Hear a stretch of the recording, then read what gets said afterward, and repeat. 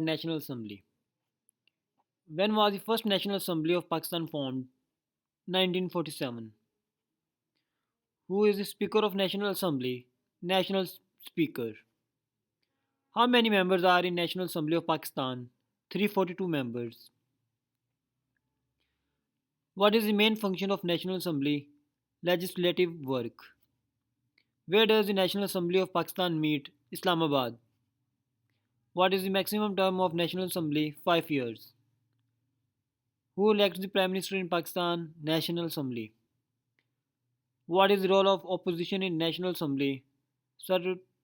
Scrutinize bills. What language is used in National Assembly of Pakistan? Urdu and English. Which article of the Constitution outlines the National Assembly role? Article 50. Thank you so much for your time.